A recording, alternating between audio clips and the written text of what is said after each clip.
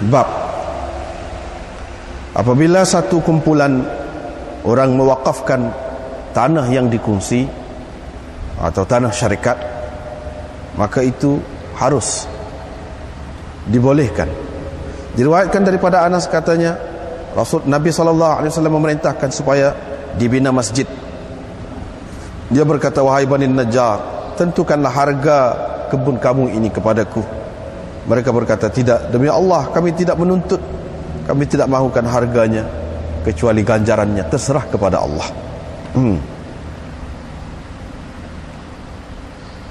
Ini bab wakaf dan bagaimana dicatat. Diriwayatkan daripada Ibnu Umar, katanya Umar telah mendapat satu tanah di Khaybar.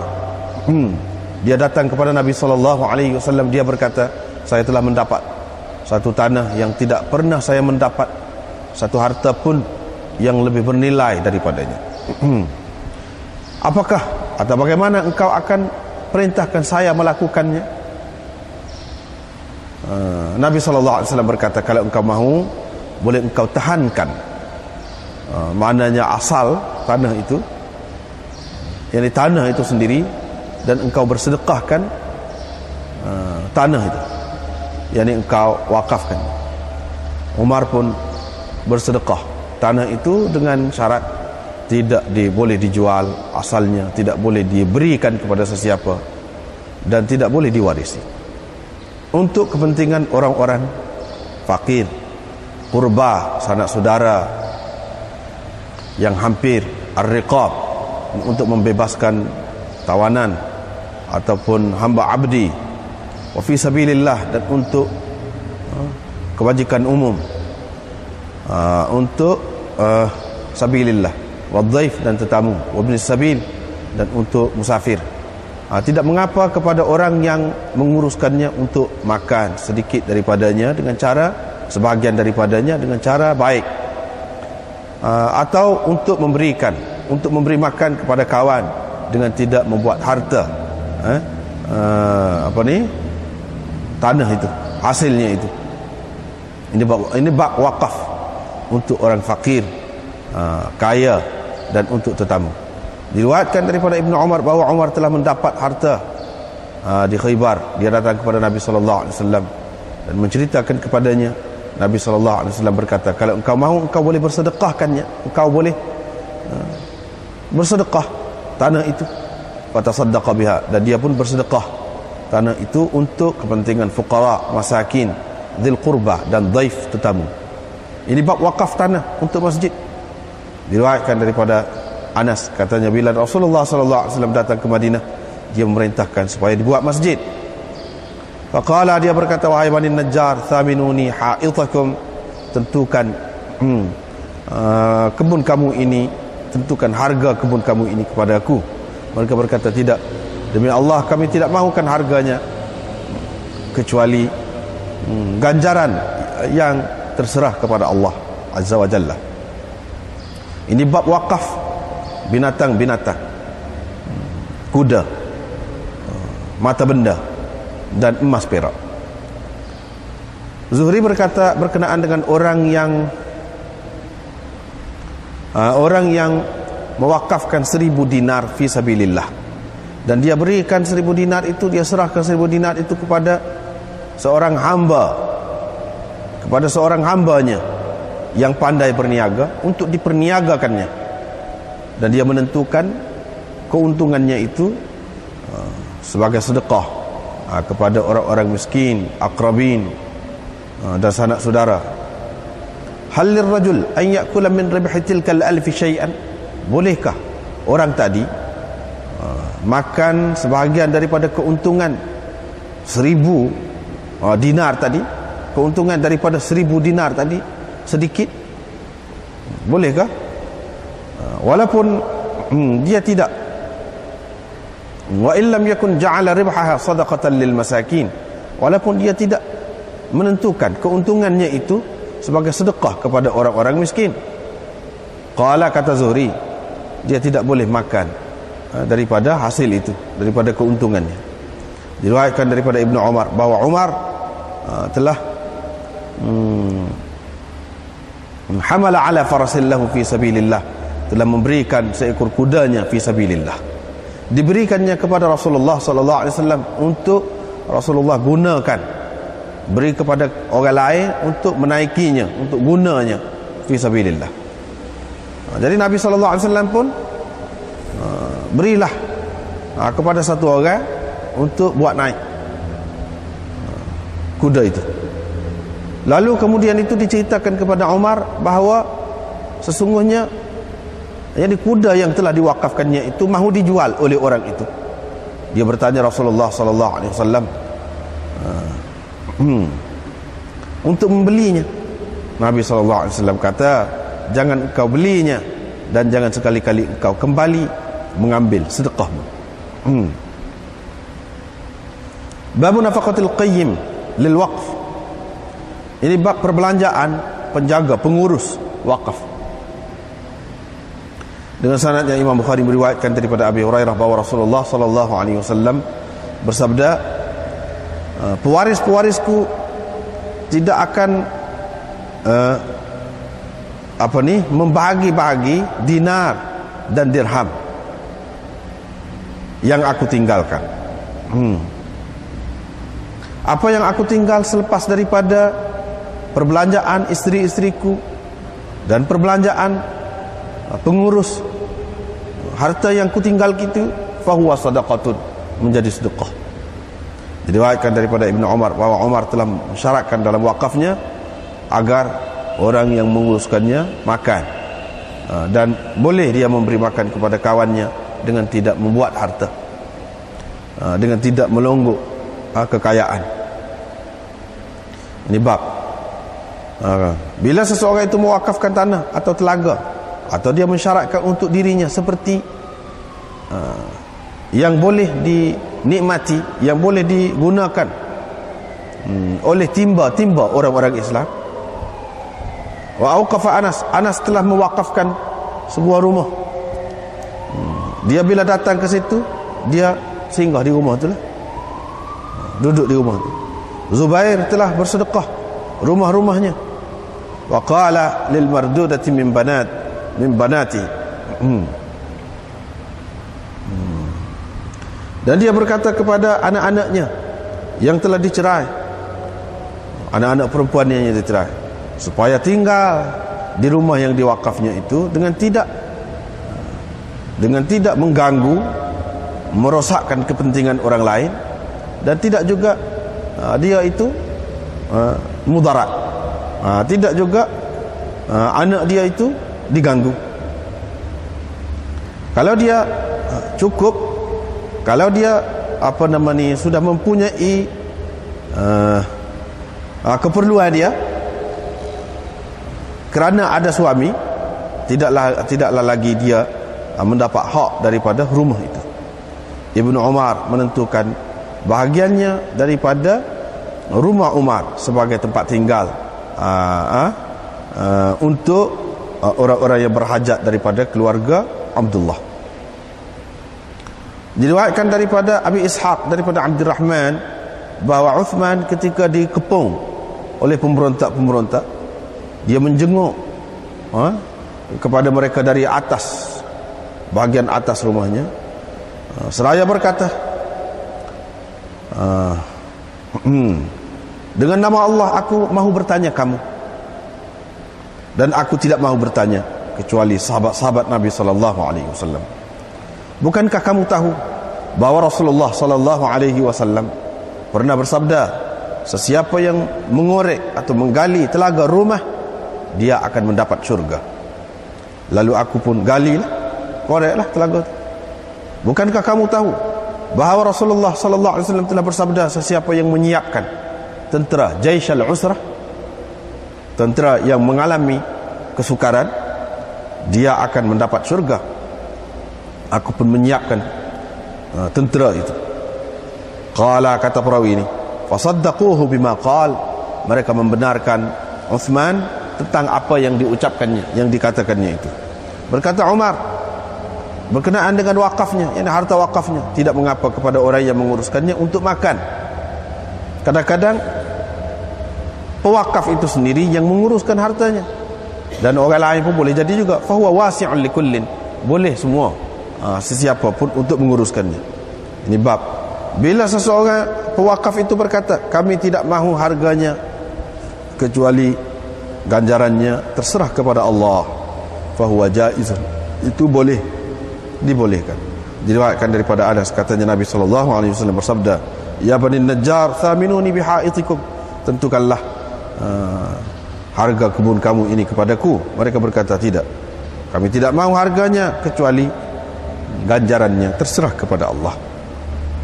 Ini bab firman Allah Ta'ala, wahai orang-orang yang beriman, kesaksian di antara kamu bila sesiapa daripada kamu hampir mati, ialah pada ketika berwasiat, ialah dua orang yang adil dari kalangan kamu, atau dua orang yang lain bukan dari kalangan kamu, dari kalangan orang lain lah, hingga kepada firman-Nya, wallahu la yahdil qaumal fasiqin.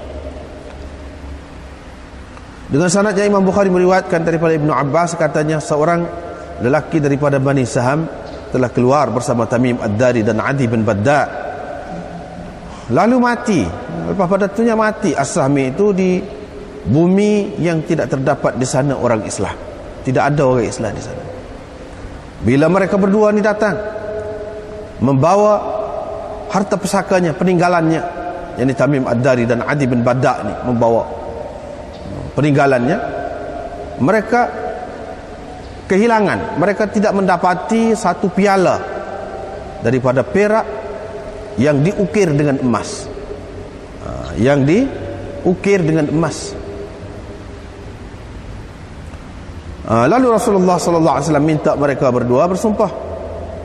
Kemudian mereka mendapati, mereka bertemu piala itu di Mekah.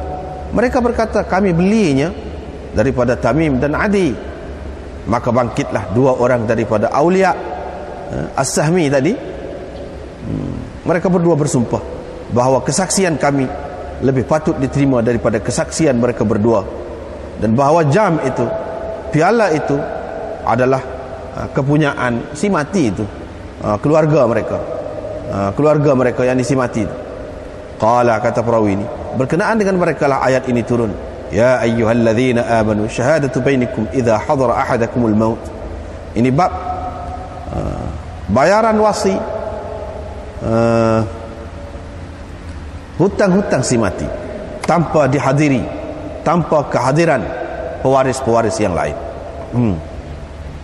Ini bab wasi, menyelesaikan hutang-hutang si mati tanpa kehadiran pewaris-pewaris yang lain. Diriwayatkan daripada Sya'bi, kata dia, Jabir bin Abdullah menceritakan kepadaku bahawa ayahnya telah mati syahid pada hari Uhud, dan dia meninggalkan 6 orang anak perempuan, dan dia ada menanggung hutang. Bila tiba masa memetik buah tamar, aku pun datang kepada Rasulullah sallallahu alaihi wasallam. Aku berkata, wahai Rasulullah, engkau sedia maklum bahawa ayah saya telah mati syahid pada hari Uhud, dan dia ada menanggung hutang banyak. Saya mahu piutang-piutang itu melihat engkau. Nabi sallallahu alaihi wasallam berkata, pergilah fabaidir, asingkan setiap tamar itu di penjuru ataupun di bahagian masing-masing. Fafa'altu, aku pun lakukan seperti yang disuruh oleh Rasulullah sallallahu alaihi wasallam. Kemudian aku pun panggil dia. Bila mereka melihat Nabi sallallahu alaihi wasallam, ughrubi tilka sa'ah, semakin naik angin mereka terhadapku pada ketika itu. Semakin mendesak mereka, semakin mereka mendesak aku pada ketika itu. Bila Nabi sallallahu alaihi wasallam melihat apa yang mereka lakukan terhadap Jabir itu, Rasulullah sallallahu alaihi wasallam pun berkeliling di sekeliling, longgokkan tamar yang paling besar 3 kali. Kemudian dia pun duduk di atas buah tamar. Dia pun kata, panggil piutang-piutangmu. Dia terus menyukat untuk mereka sehingga Allah menunaikan amanah ayahku. Dan saya sebenarnya demi Allah berpuas hati kalau Allah menunaikan amanah ayah saya, dan saya tidak dapat bawa balik kepada saudara-saudara perempuan saya, walaupun sebiji tamar pun.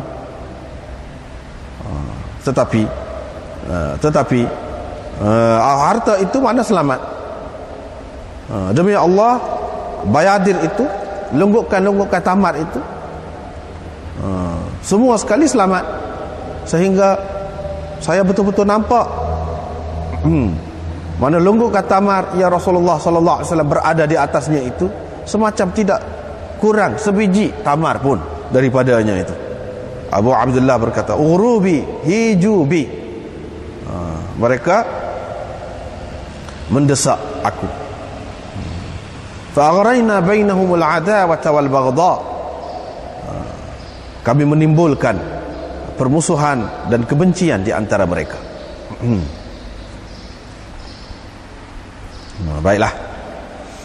Ini malam ni sambungan kepada lalu lagi, cerita berkenaan dengan wakaf lagi, dan ada kaitan dengan wasiat juga. Kalau satu kumpulan orang yang sama-sama berkongsi tanah, yang ini tanah syarikat, tapi ahli-ahli syarikat tu setuju semua nak wakaf, bagaimana? Jawabnya boleh. Jadi nak wakaf tanah syarikat pun, tanah yang dikongsi pun boleh, tidak menjadi halangan. Tidaklah kata tanah yang tidak diwakafkan ini kena tanah satu orang khusus, hak dia, ataupun yang dipecah lok, hak tidak pecah lok lagi pun boleh nak diwakafkan. Itu je dia ada cerita sini. Lepas pada tu dia marilah hadis Nabi sallallahu alaihi wasallam kata kepada Bani Najjar ini, bila Nabi sallallahu alaihi wasallam suruh sahabat-sahabat dia bina masjid, carilah tanah. Bila cari tanah tu, tanah tapak masjid Nabi sallallahu alaihi wasallam lanilah hak asal dia tu. Lalu Nabi sallallahu alaihi wasallam pun kata, tentukanlah, rayaklah rega kebun kamu ini kepadaku. Mereka kata tidak. Demi Allah kami tidak mahu harganya. Illa ilallah. Setengah ulama mengatakan illa ilallah tu mana? Illa tu dengan makna min. Illa minallah. Sebab talaba yatlubu tu dia mutaaddi dengan min. Menuntut, kami tidak mengharapkan, kami tidak menuntut harganya, melainkan daripada Allah, dengan makna min di situ. Ataupun dengan makna dengan makna apa dia? La natlubu thamanahu min ahadin, kami tidak menuntut harganya daripada sesiapa. Lakinnahu, jadi lakinnahu masrufun ila Allah, tetapi mana ganjarannya terserah kepada Allah. Kalau Allah nak beri pahala, tu serah kepada Allah. Jadi istithna itu adalah istithna munqati', bukan istithna muttasil. Bukan istithna muttasil, tetapi istithna munqati'. Maknanya yang kami harapkan itu bukan berupa bayaran, bukan berupa harga, tapi berupa pahala. Pahala tu bukan piti. Pahala tu bukan barang dunia. Mana benda yang lain-lain. Itu yang dikatakan istithna itu munqati' di situ.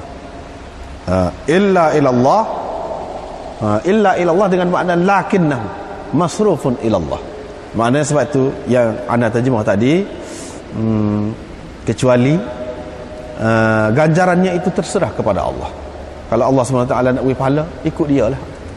Mana gitu. Boleh juga kita terjemah, kami tidak menuntut harganya, melainkan daripada Allah. Jadi daripada Allah kami menuntut harganya.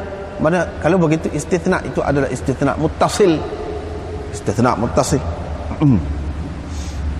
Jadi hendaknya di sini ikut mana? Iaitu Nabi sallallahu alaihi wasallam suruh letak rega, rayak rega, dia kata tak sih, kami tidak menuntut. Jadi dia nak wakaf lah, nak beri semua tu sebagai wakaf.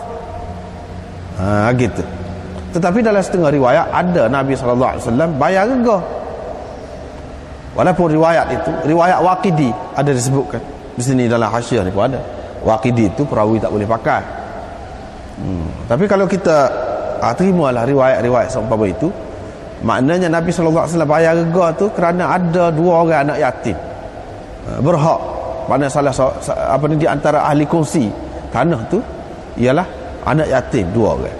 Jadi mereka ini tidak boleh membuat keputusan apa-apa Jadi Nabi bayar tu hak dia tu. Ada pun hak lain-lain tidak. Hak lain-lain tidak. Maknanya dia terima wakaf itu. Jadi wakaf ini wakaf terhadap tanah yang dikongsilah. Ramai lagi selain daripada hak dua orang tu. Ramai lagi hak lain. Kalau kita tidak terima hak tu, maknanya kita kata hak tu pun termasuk juga. Termasuk juga anak yatim tu pun wakaf juga. Boleh jadi mutawali dia atau wali dia, pengurus dia tu, penjaga dia kira baik untuk budak tu, dan budak tu betul-betul setuju. Dan dia sudah cerdik dah juga. Boleh juga begitu. Babul waqfi. Wa kaifa yuktabu. Ini bab wakaf dan bagaimana ditulis wakaf itu. Wakaf ini adalah berkait dengan harta dan dia boleh menimbulkan perbalahan juga, kekecohan juga. Dengan sebab itu perlu ditulis.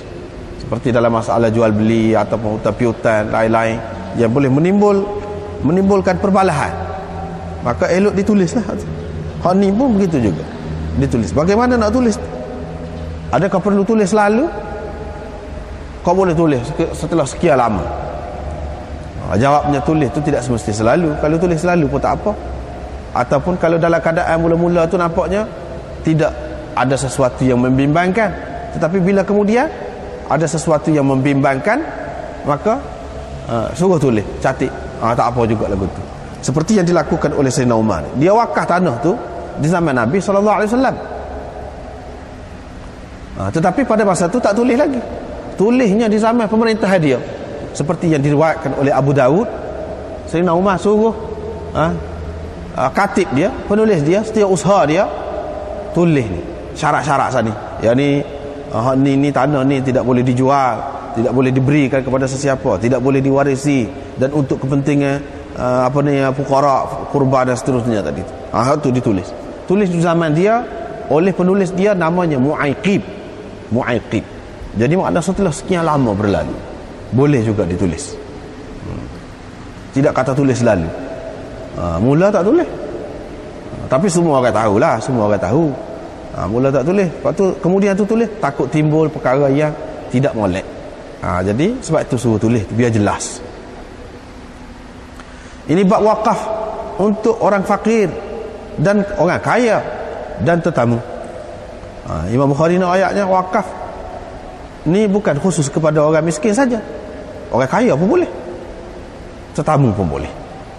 Dia hak tadi juga tu, hak Sayyidina Umar. Sayyidina Umar hak tadi juga.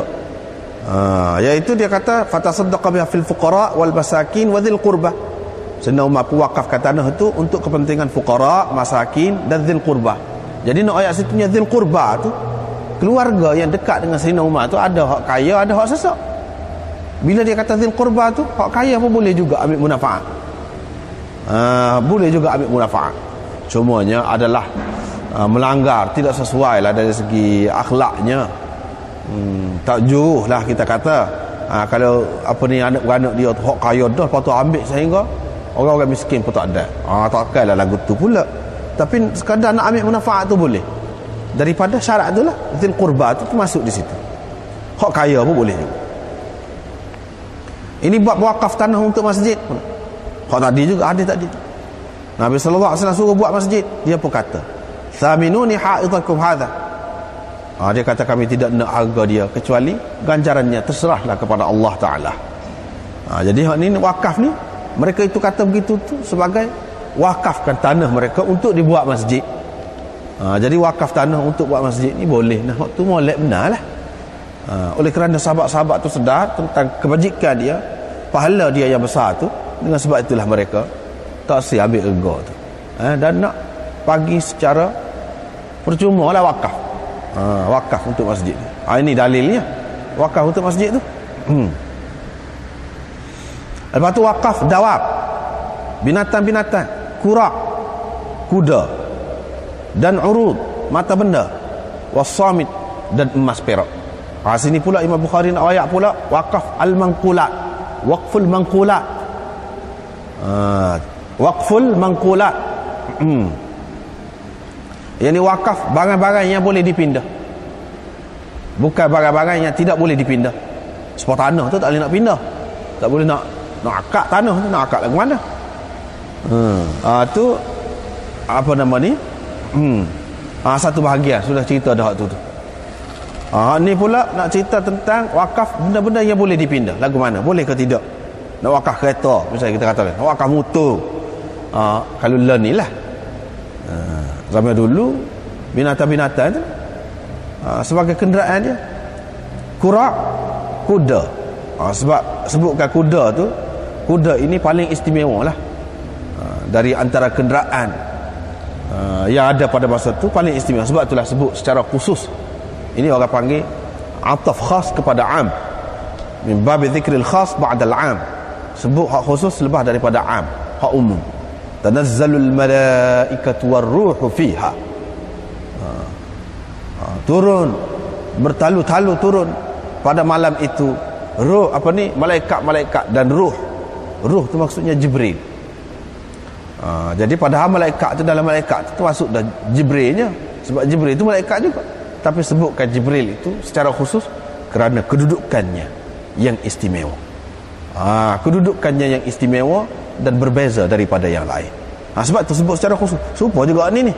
Sebut dawab itu. Kuda tu pun termasuk dalam dawab je dah. Tapi apa sebut pula? Pasal dia istimewa lah pada masa tu. Lebih daripada lembu, lebih daripada unta, lebih daripada kubah, lebih daripada keldai. Walaupun semuanya dinaiki pada masa tu, jadi kenderaan belaka. Tapi kuda paling istimewa. Sebab tu sebut. Wal urud, mata benda, barang, sesuatu barang kita wakafkan. Barang. Wakafkan beledi, kita kata. Beledi di masjid. Ataupun apa-apa lah. Selipar kau kita kata.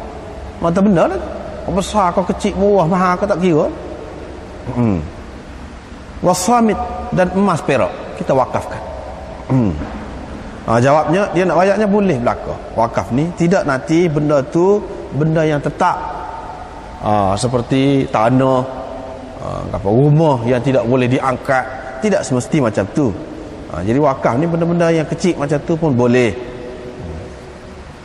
Dan kesemuanya mendatangkan pahala. Kesemuanya mendatangkan pahala. Cuma atas benda tu lah, selama mana dia kekal. Kalau lama dia kekal, kalau lama lah pahala tu kita dapat. Kalau kita tak mati lagi pun, masuk amalan kebajikan dia tu, kebajikan pahala tu dalam suratan amalan kita. Kalau kita mati dah, sampailah pahala dia tu kepada kita. Sebab tu mana nak wakaf ni, mana cubalah pilih sesuatu yang kekal, lama, tahan lama. Misalnya bangunan, tahan lama. Kalau kita buat kemah, kau lama. Kita mati 100 tahun, dia duduk tegak lagi. Orang duduk guna semacam. Kena pilih tempat tu pula. Tempat ni kira-kiranya tidak akan jadi sepi dah lah. Akan sentiasa ada orang guna di situ. Begitu juga kita wakaf. Kita kitab, kalau kita kata buku. Kita wakaf buku. Wakaf buku. Bui pitih untuk, tidak mesti cari buku sendiri. Bui pitih, cubalah cari, wakilkan kepada siapa, cari kitab mana yang perlu. Buat begitu. Jadi orang guna sama-sama selagi tak rusak kitab. Lepas tu setelah tak ada kitab tu, ilmu ada dalam dada orang tu mengajar pula, boleh pula sama-sama, tak putus. Hak tu lah yang paling bijak, paling cerdik bagi anak lah. Kenapa? Hak tu paling cerdik. Begitu juga wakaf kenderaan, begitu juga senjata ke apa-apa kepada orang Islam yang tertindas, wakaf juga fisabilillah. Elok sekali dalam keadaan orang Islam tak ada senjata, tak ada apa, kita wakafkan. Beli bedil, wakafkan. Jadi Zuhri berkata berkenaan dengan orang yang mewakafkan 1000 dinar fi sabilillah, dia serahkan kepada hamba dia yang pandai berniaga, untuk dia berniaga. Lepas tu untung dia tu, ni wakaf emas perak orang panggil. Jadi asas dia tu kamu buat berniaga. Modal tu kamu buat berniaga. Lepas tu hak untung tu dibagi kepada apa? Kepada ni masakin, akrabin. Jadi tuan dia tu, hak jom wakaf tu, dia boleh ke ambil munafaat sedikit daripada keuntungan duit yang diwakafkan dia tadi, yang diserahkan kepada satu orang untuk mengusahakan harta dia tu. Bolehkah begitu? Walaupun dia tidak tentukan, dia tidak kata saya wakaf ni mana keuntungan diberilah untuk untuk orang ramai. Dia tidak kata untuk orang miskin. Dia tu kaya lah. Dia tidak kata, walaupun dia tidak kata untuk orang miskin, dia tak boleh guna juga. Apa lagi kalau dia kata untuk orang miskin, pada dia tu tidak miskin, kau tak boleh guna. Kalau dia tidak sebut pun bahawa hak dia ni, keuntungan ni, duit dia ni, hak dia labur ni, keuntungan ni tidak untuk orang miskin, dia tak sebut pun. Maknanya kalau kita tak sebut tu untuk orang Islam, kepentingan orang Islam, dia pun orang Islam juga, kita kata boleh ke tidak? Jawabnya tak boleh gitu. Kalau hal lagu saat ni di situ ada khilaf lah. Baru ni kita sudah jumpa dah baru ni. Cuma ini dia ayat pendapat Zuhri ni. Jadi tak boleh makan daripadanya. Diriwayatkan daripada Ibnu Umar bahawa Umar telah memberikan seekor kuda milik dia fi sabilillah, beri kepada Rasulullah sallallahu alaihi wasallam, untuk Rasulullah gunakanlah, berikanlah kepada sesiapa. Tiba-tiba Rasulullah sallallahu alaihi wasallam pun beri kepada satu orang. Fa ukhbira, diceritakan kepada Umar bahawa dia telah mewakafnya. Maknanya ada orang faham dia wakaf, apa orang tu nak jual lagu mana? Wakaf ni barang tak boleh jual. Situ keliru tu. Keliru tu. Sebab dia guna perkataan sedekah. Dia guna perkataan sedekah. Jadi bila sedekah sedekah serah kepada Nabi sallallahu alaihi wasallam, ikut Nabi lah, nak beri ke siapa-siapa, nak naik. Bila beri sebagai sedekah, maknanya Nabi sallallahu alaihi wasallam boleh beri kepada sesiapa. Dan bila begitu jadi milik dia. Itu bezanya sedekah ni, kalau orang beri kita jadi milik kita. Tapi kalau wakaf kita boleh ambil manfaat dia, tidak jadi milik kita benda tu. Gitu. Jadi setengah orang keliru. Dia ingat Sayyidina Umar ni wakaf. Padahal Sayyidina Umar sedekah. Dia pun tanya Rasulullah sallallahu alaihi wasallam, dah orang tu nak jual, dia nak belilah, lagu mana? Dia nak beli. Rasulullah sallallahu alaihi wasallam kata, jangan kamu beli. Jangan kamu kembali kepada sedekahmu. Jangan kembali kepada sedekahmu. Pasal apa? Kalau beli, kalau dia ni yang beri sedekah, orang tu tahu ni asalnya Sayyidina Umar ni. Bila kalau Sayyidina Umar nak beli, mestilah dia pertimbangkan bukan tu asal ni. Tapi keperluan dia sebenarnya banyak, nak pitih banyak. Tapi buatan tu rasa dia mari nak, ni boleh menjadi dia bagi dengan harga yang murah. Tak siapa juga maksud dia. Jadi ambil kesempatan lah, satu bentuk ambil kesempatan juga lagu tu. Jadi tak elok lah lagu tu. Mana orang yang budiman tidak melakukan perkara yang seperti itu. Sebab itu Nabi SAW kata, jangan balik, sekali-kali jangan balik kepada sedekahmu. Tak boleh beli kau, dia tidak berhak kau beli. Boleh dari segi hukumnya, tapi dari segi akhlaknya tidak boleh. Dari segi akhlaknya bukan tidak sah beli itu. Ini bab nafkah qayyim, penjaga ataupun pengurus wakaf itu. Perbelanjaan dia lagu mana?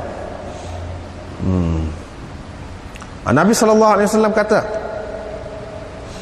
pewaris-pewarisku tidak akan bagi dinar dan dirham yang aku tinggal. Apa yang aku tinggal, selepas daripada, selebih daripada nafkah isteri-isteriku dan perbelanjaan, pengurus kepada harta itu, harta yang aku tinggal itu menjadi sedekah selain daripada harta.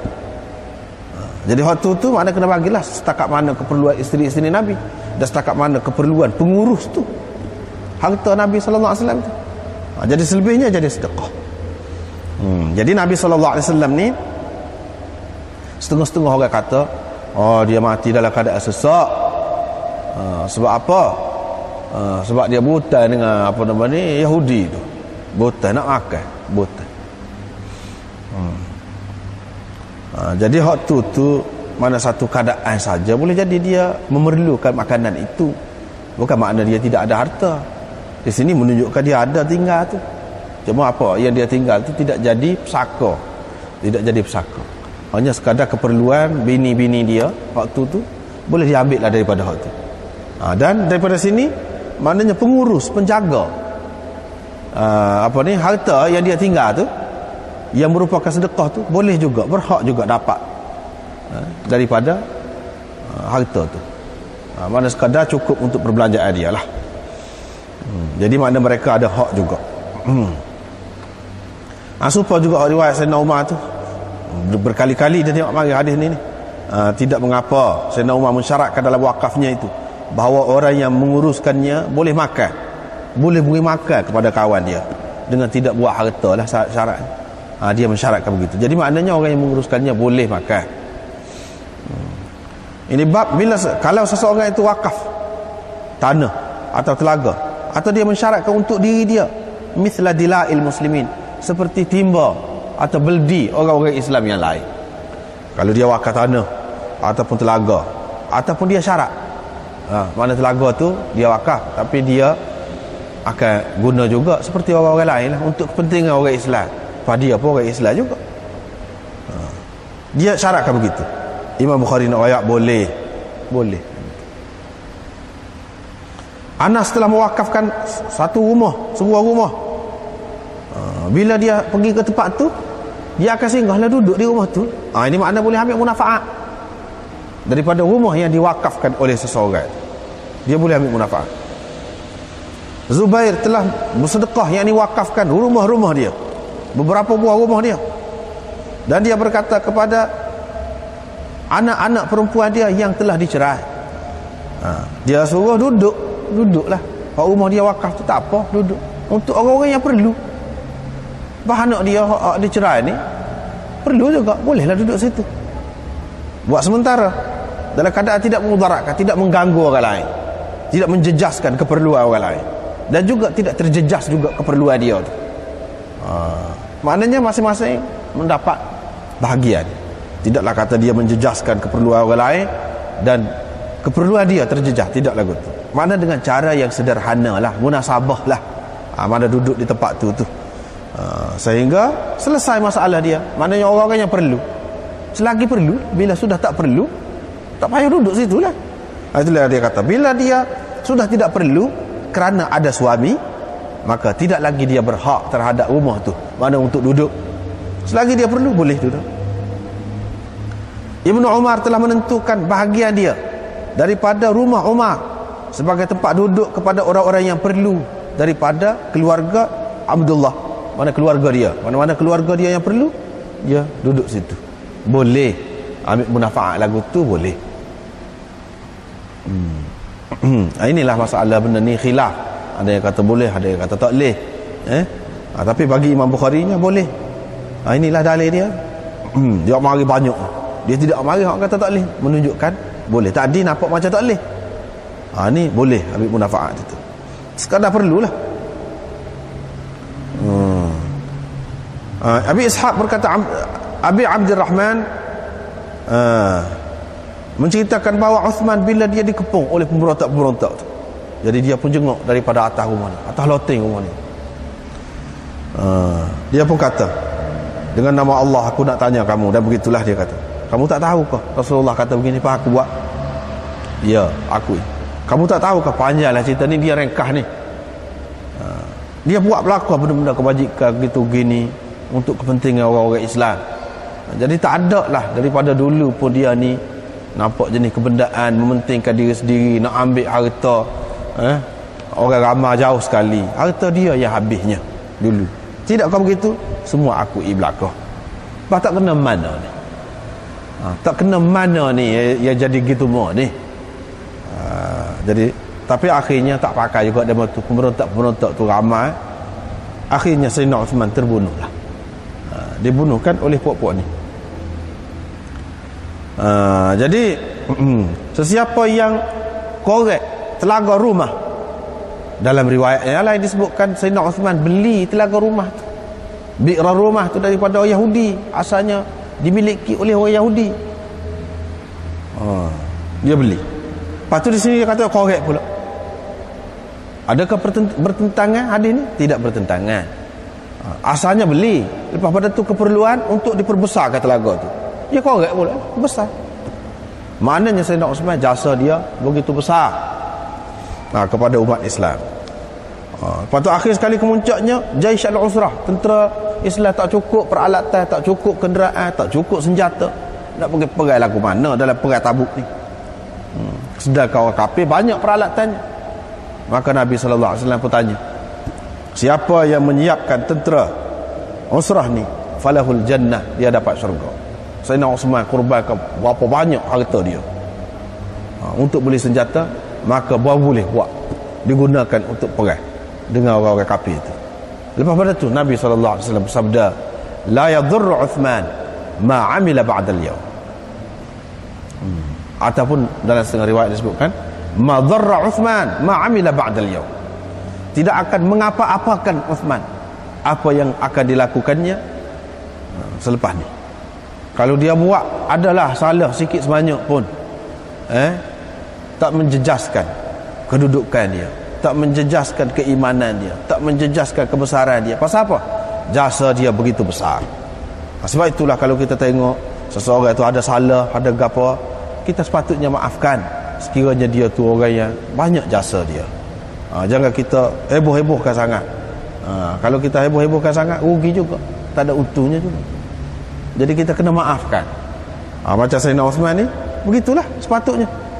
Nabi SAW rakyat dah gini tentang Uthman ni. Tetapi pokok ni dia tak pakai. Jadi anak rakyatnya Sayyidina Uthman di situ. Sayyidina Uthman pun maknanya dia guna juga telaga tu. Telaga rumah tadi dia wakaf, dia belikan untuk orang-orang Islam, lepas tu korek lagi untuk orang-orang Islam, bukan untuk orang lain. Dia sendiri tak guna, tak. Sebab dalam cerita ni dia ringkas. Imam Bukhari pakai isyarat saja. Dia isyarat saja. Sebab tu dalam hasyiah kita dia ada sebut kisah ni seterusnya, hak lengkapnya. Dia kata, dalwi fiha kadilail muslimin. Mana timba saya untuk mengambil manfaat daripada telaga tu serupa dengan timba orang-orang Islam lain lah. Maknanya yang dia sebut. Jadi dia sepatutnya memang dia ambil manfaat. Jadi setengah ulama kata kalau dia syaratkan begitu bolehlah. Tapi kalau dia tidak syarat, tak boleh untuk sendiri. Imam Bukhari kata tidak syarat, kalau tidak syarat kau boleh belakang. Cumanya janganlah jadi sebagai milik dia. Itu tak boleh lah. Sehingga orang lain tidak boleh ambil manfaat. Orang lain jadi segan pasal dia duduk kereta kuat sangat. Jadi tak boleh lah lagu tu. Lepas tu dia mari pula Sayyidina Umar kata dalam wakaf dia tu, tidak mengapa kepada orang yang menguruskan harta wakaf itu untuk makan, dan harta wakaf itu mungkin diuruskan oleh pewakaf itu sendiri. Jadi bila pewakaf itu dia yang menguruskan, dia boleh ambil manfaat juga sebagai dia tu pengurus. Orang lain pun boleh juga. Fahuwa wasi'un.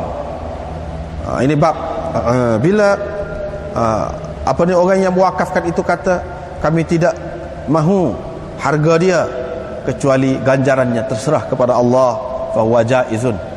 Itu boleh kata lagu tu. Jadi hak ni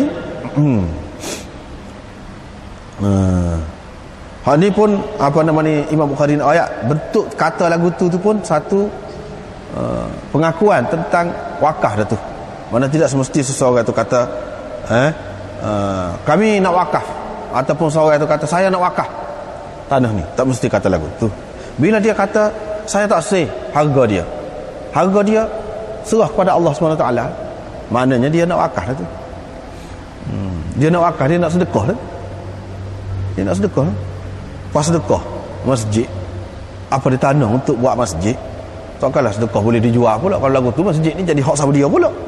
Maknanya tentu sekali kalau atas nama sedekah pun dia jadi wakaf juga. Dia jadi wakaf juga. Sebab apa? Benda tu tak boleh dijual. Jadi bila kata begitu tu sudah memadai dah, harus dah. Jadi itu jadi wakaf dah. Itu dia ayat situ. Ini bab firman Allah SWT. Wahai orang-orang yang beriman, kesaksian di antara kamu bila seseorang kamu nak mati, pada ketika dia berwasiat itu ialah dua orang yang adil daripada kalangan kamu, ataupun dua orang bukan dari kalangan kamu nak jadi saksi ni, saksi wasiat, hingga kepada firman Allah SWT, wallahu la yahdil qaumal fasiqin. Ini dalam suratul Maidah. Panjanglah ayat tu. Jadi maknanya kita boleh cari saksi. Kalau kita nak mati, cari dua orang saksi, atau dua orang saksi bukan dari kalangan kamu, orang kafir boleh juga jadi saksi dalam perkara-perkara yang berkait dengan harta benda ni. Boleh jadi saksi dalam perkara-perkara yang yang berkaitan dengan hudud, dengan qisas, orang kafir tak boleh jadi saksi terhadap orang Islam, tak boleh. Mana kesaksian dia tu tidak diterima. Kalau dia saksi dia kata orang ni berzina, tidak dihukum. Saksi ni khusus untuk orang Islam dalam bab itu. Tapi dalam bab harta benda, orang kafir boleh juga. Dalam maliyat berkait dengan harta benda boleh mereka menjadi saksi. Berdasarkan ayat ni lah. Jadi ulama-ulama faham berdasarkan ayat ni. Lepas pada tu ceritanya Ibnu Abbas cerita satu orang daripada Bani Saham, ini keluarga Ammar bin Al-As dan keluarga Bani Saham lah, keluar pergi bersama Tamim Ad-Dari dan Adi bin Badda. Dua orang ni tak Islam lagi pada masa tu. Tamim Ad-Dari kemudiannya Islam, tapi pada masa ni tak Islam lagi. Dia ni Kristian. Pergi ke satu negeri yang tak ada orang Islam. Tiba-tiba Bani Saham saat ni, seorang daripada Bani Saham saat ni, nama dianya dalam setengah riwayatnya ada sebut Budail, setengahnya kata Buzail.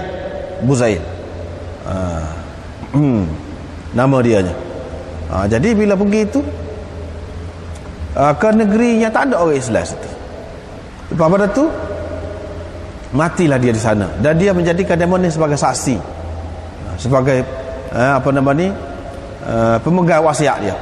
Hak dua orang ni, dan dua orang ni kafir pada masa tu, tidak Islam. Ini menunjukkan boleh.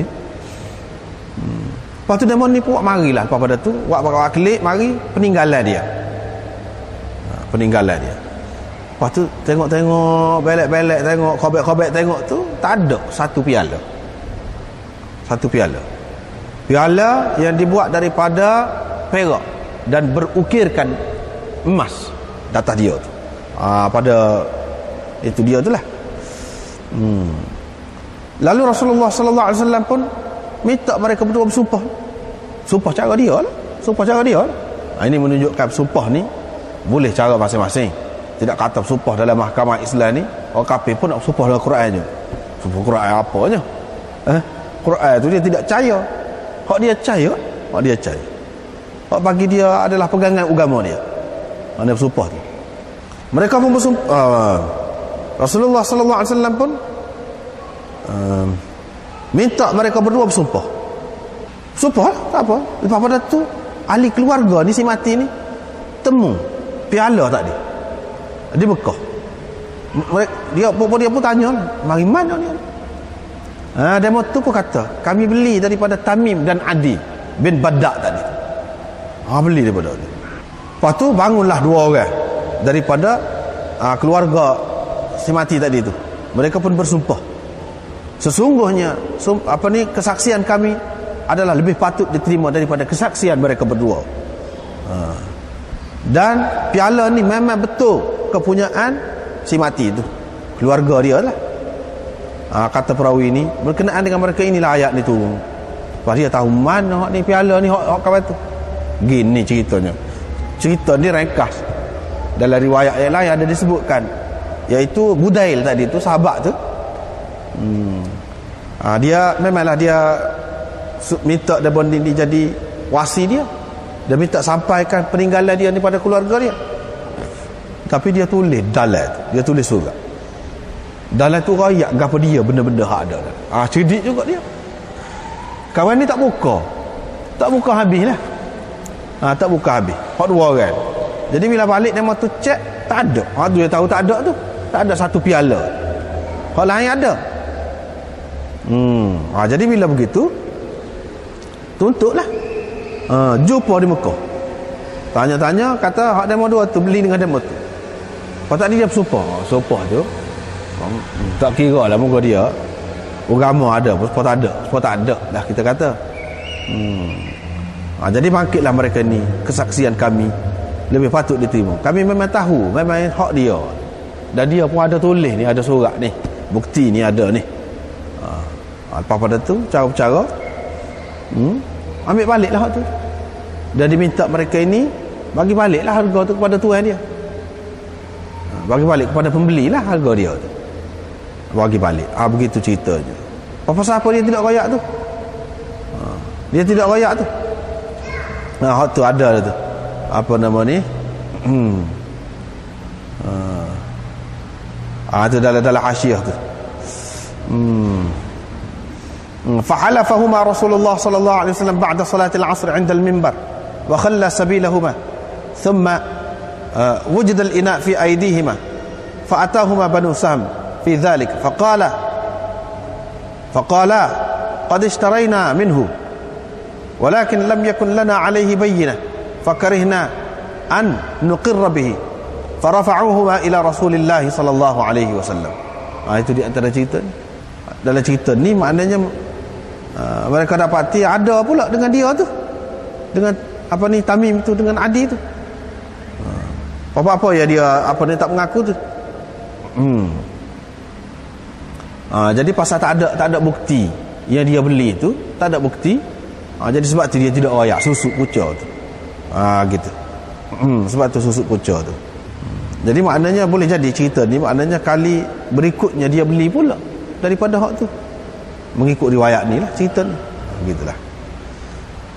Jadi apa yang nak disebutkan di sini ialah berkenaan dengan kesaksian. Kesaksian pada ketika nak mati tu. Begitu juga wasiat itu. Wasiat. Dan orang kafir pun boleh juga menjadi sebagai wasi itu. Mana di tempat, terutamanya di tempat yang tidak ada orang Islam lah. Ini bab bayar hutang. Wasi bayar hutang si mati tanpa kehadiran pewaris-pewaris yang lain. Nak ayatnya boleh lagu tu. Boleh lagu tu. Cerita ni berapa kali dah jumpa ni. Cerita Jabir. Cerita Jabir ni berapa kali dah kita jumpa. Jadi nak ayatnya Jabir ni bagi hutang ayah dia tadi kepada piutan-piutan dia tu, sedangkan pewaris-pewaris dia hak lain, hak yang berhak juga terhadap harta ayah dia tu, misalnya adik-adik perempuan dia ada hak juga tu, tak ada sekali dengan dia tu. Tak apa lagu tu, tak apa lagu tu. Ya tak ya pun memanglah hutang si mati tu kena bayar dulu sebelum pada bagi pesaka tu. Jadi tidak syarat lah, maknanya kena ada pewaris-pewaris itu. Apabila yang menguruskan pembayaran hutang itu adalah wasi, dan memang Jabir itu sebagai wasi lah, sebab dia abang kepada adik-adik dia lain-lain itu tina. Dulu kita sudah jumpa dia menikah dengan janda. Pasal apa? Untuk cara ke adik-adik dia ni lah, adik-adik dia. Jadi dalam cerita ni dia tujuan dia panggil Nabi SAW tu bila nak bayar, dia minta Nabi SAW ada sekali lah, kira-kira dia bila piutan-piutan ayah dia ni tengok Nabi SAW ni, jadi tidaklah berkasar sangat dengan dia.